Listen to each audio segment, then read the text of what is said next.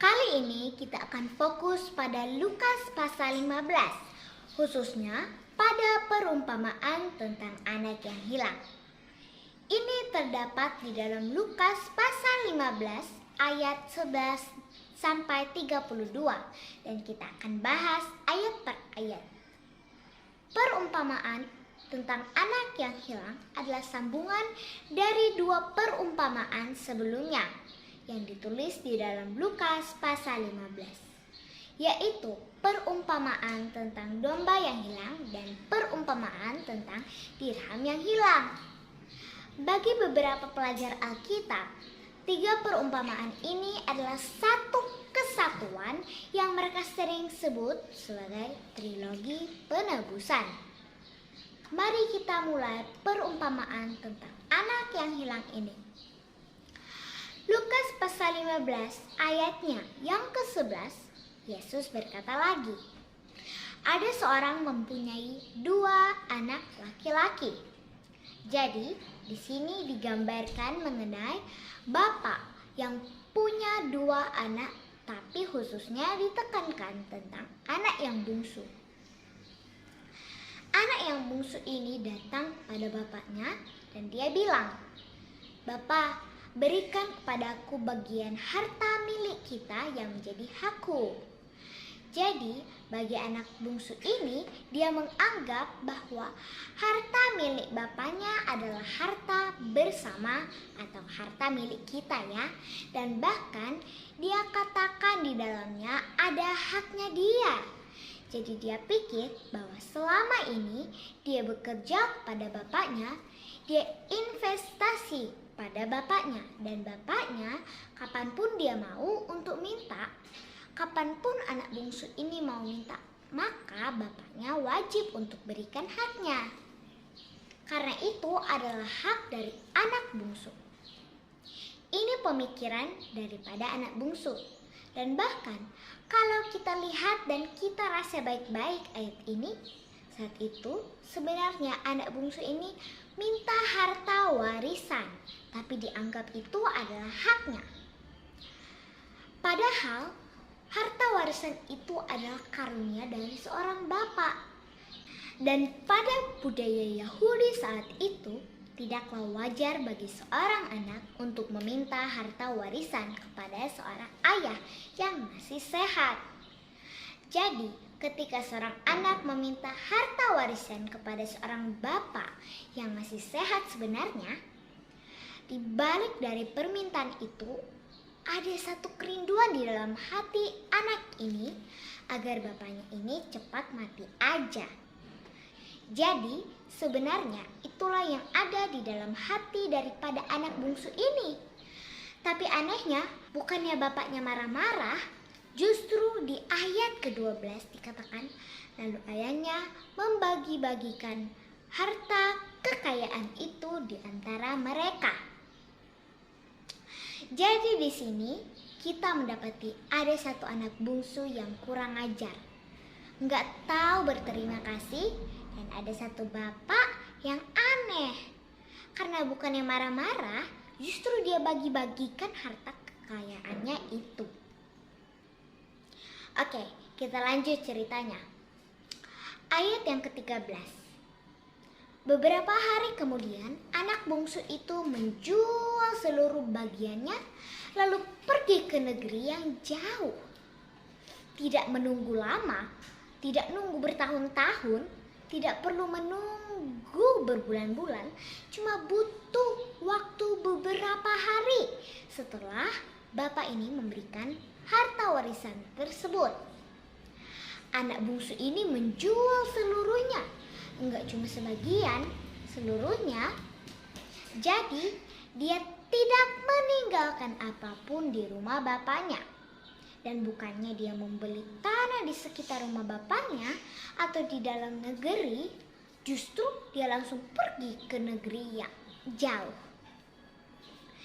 Ini menggambarkan bahwa begitu tidak sukanya anak yang bungsu ini kepada bapaknya.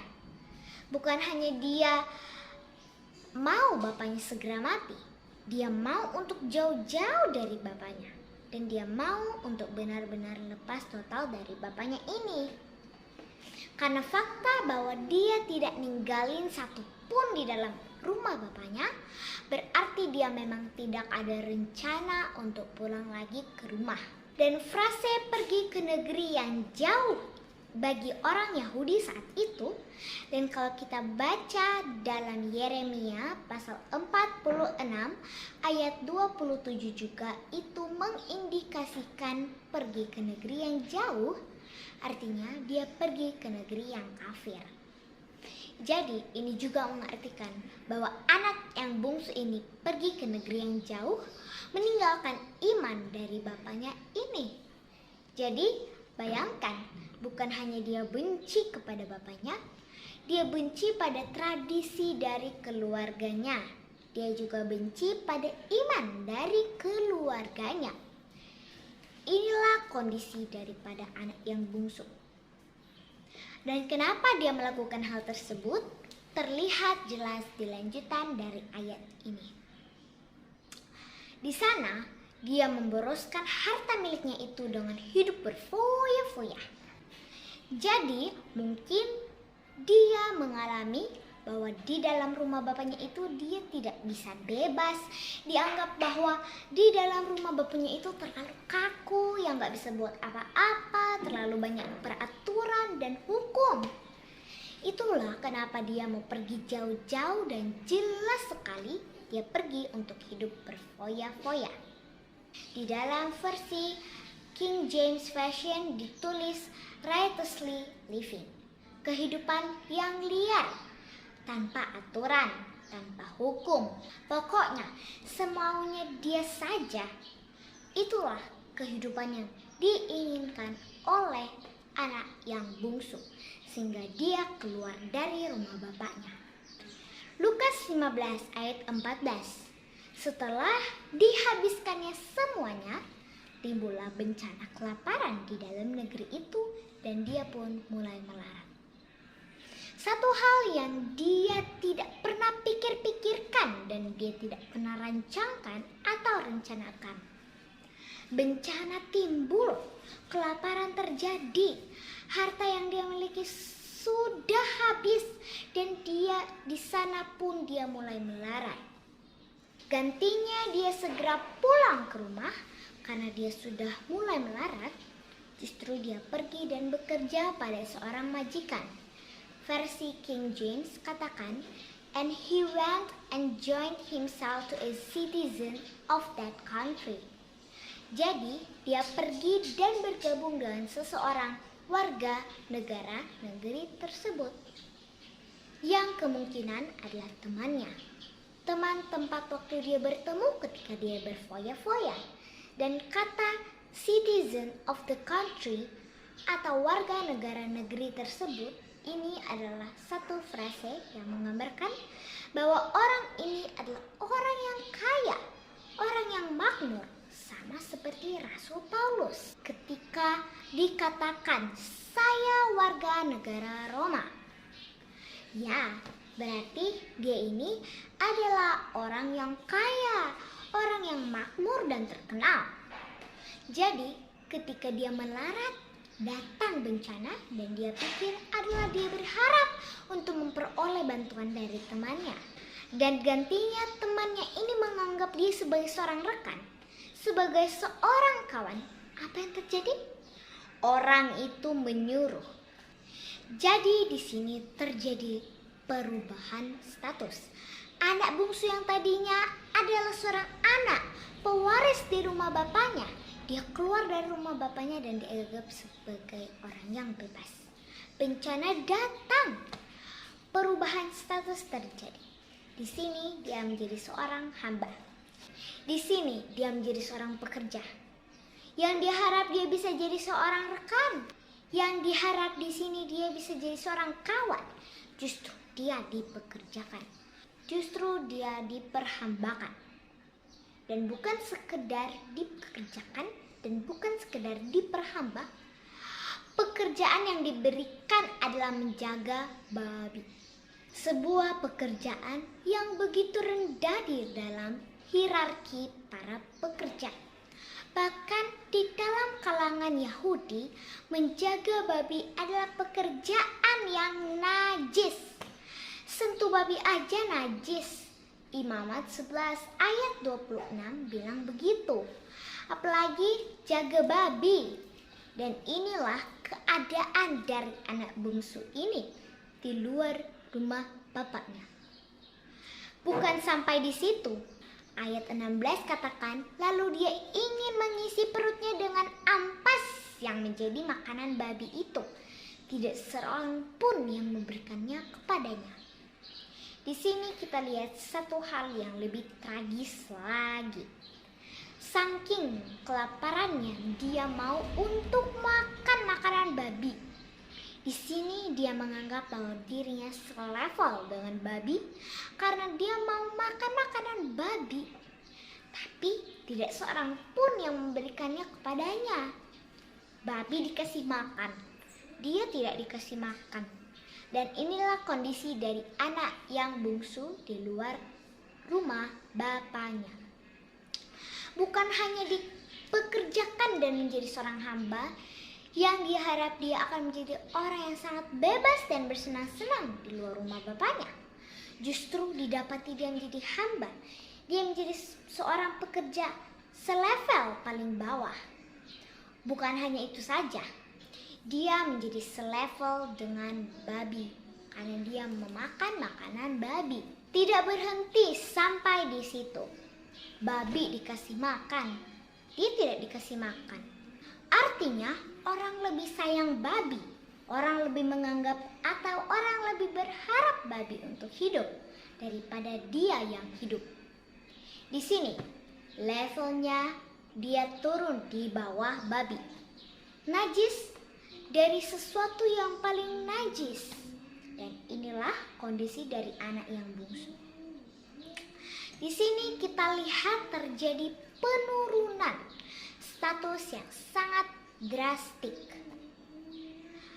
Dari seorang pewaris yang begitu dihargai, dari seorang pewaris yang begitu dihormati, dia turun menjadi hamba, menjadi seorang pengerja, dan dia turun lagi menjadi selevel dengan babi. Sekarang dia ada di bawah dari babi. Levelnya begitu rendah.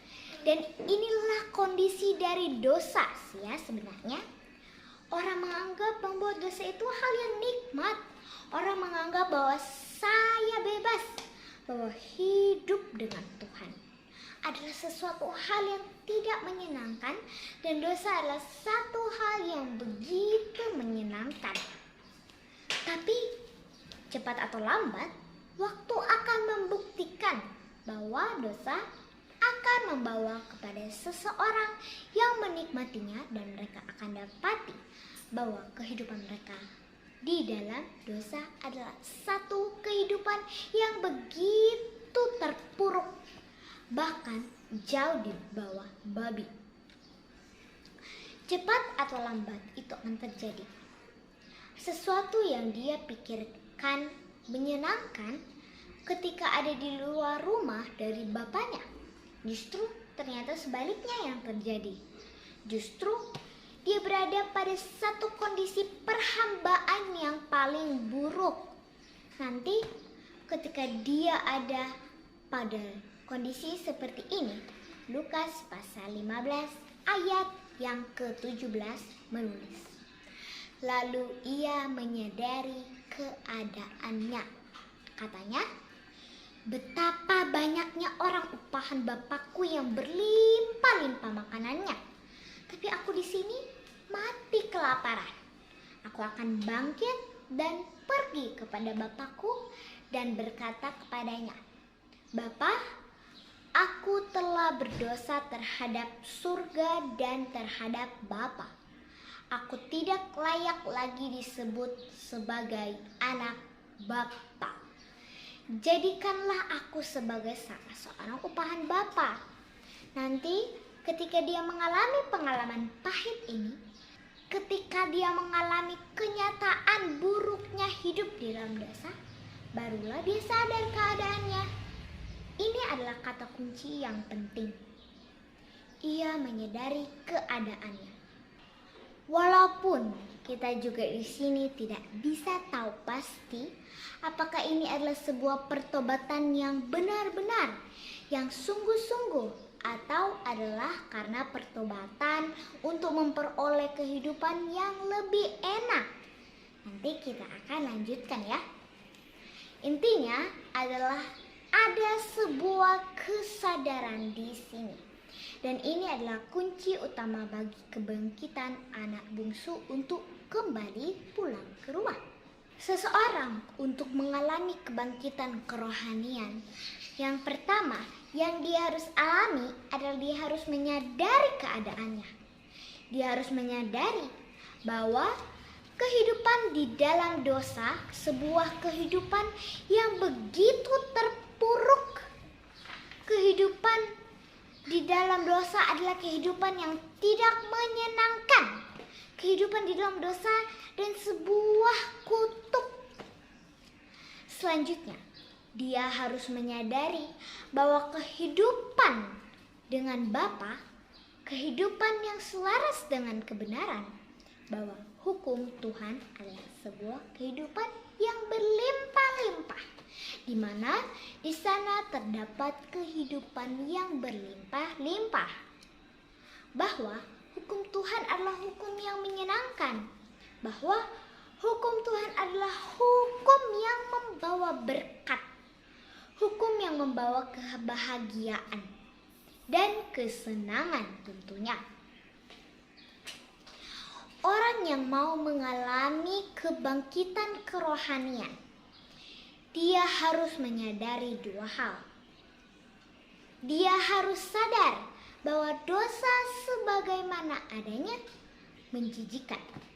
Walaupun pertama kali kedengarannya, kelihatannya menyenangkan, tapi pada akhirnya dosa adalah satu hal yang membawa keterpurukan dan perhambaan yang paling mengerikan dan menajiskan. Dan dia harus sadari yang kedua adalah hidup di dalam kebenaran.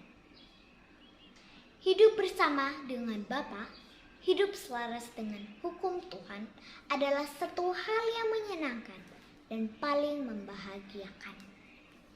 Barulah di situ akan terjadi kebangkitan.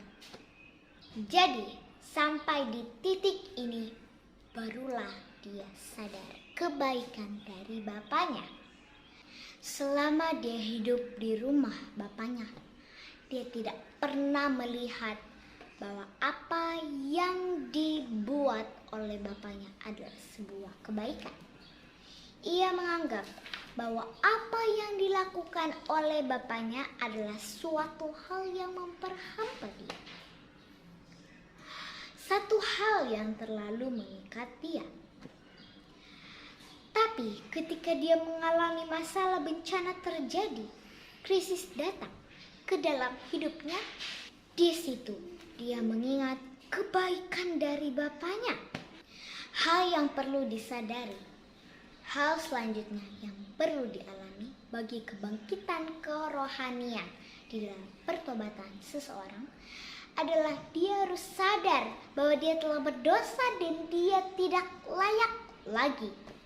Artinya, bahwa seseorang yang benar-benar bertobat dan mau untuk mengalami kebangkitan kerohanian secara penuh, dia harus benar-benar mengakui di dalam hatinya bahwa dia adalah orang yang telah berdosa, bahwa dia adalah orang yang bukan orang benar, dia tidaklah orang kudus, dia bukanlah orang yang lebih baik daripada seorang pelacur, dia bukan orang yang lebih baik daripada seorang penipu, dia tidaklah seorang yang lebih baik daripada seorang pencuri, daripada seorang pembunuh, dan dia tidak layak sebagaimana orang-orang berdosa lainnya.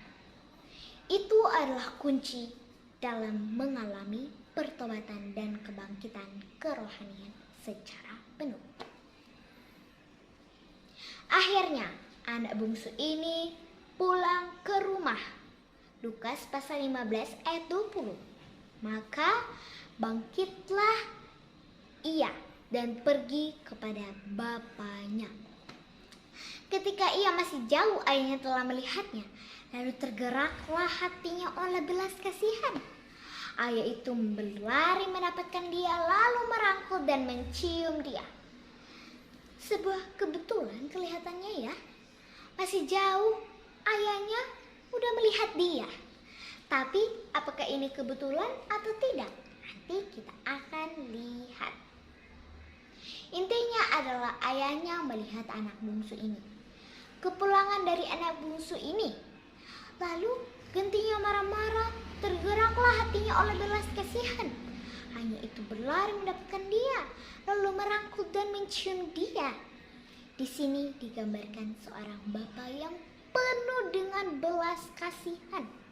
Bayangkan kalau kita adalah bapak dari anak yang bungsu ini, apa yang akan kita lakukan pada anak yang bungsu ini? Waktu kita lihat, wah, anak yang bungsu ini pulang.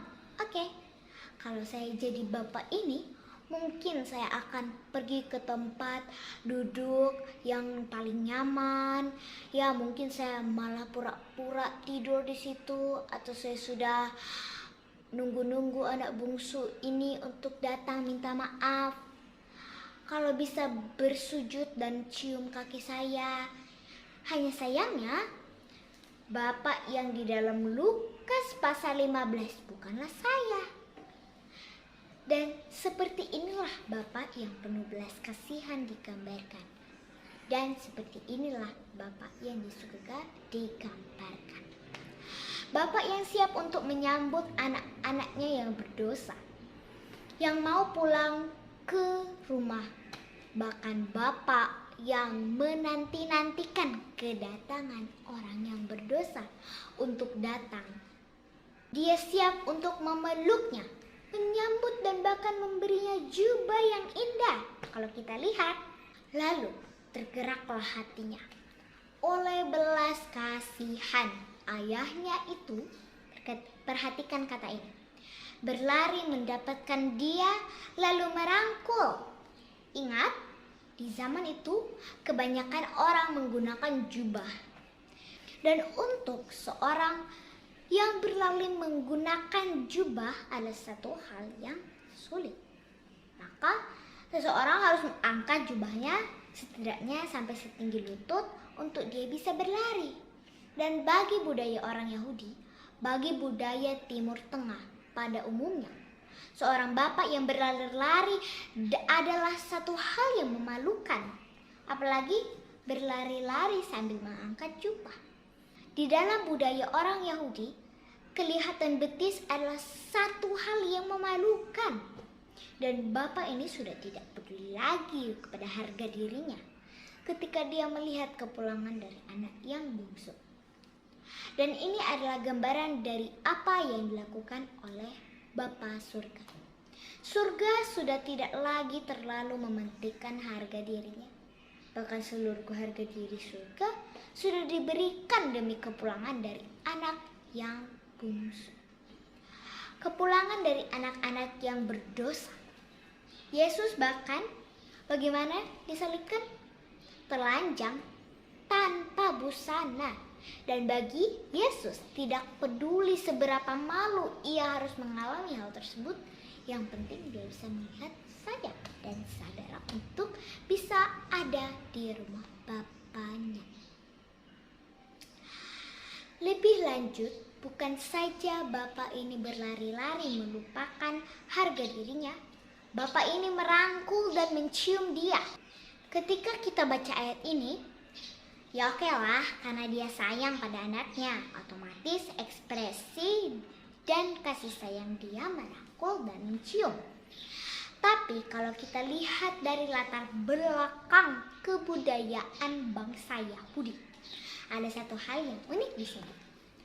Ketika seorang anak pergi daripada rumah bapaknya, apalagi sudah memperoleh harta warisan, bahkan ketahuan ya, bahwa dia pergi ke negeri yang jauh, meninggalkan iman dari bapaknya.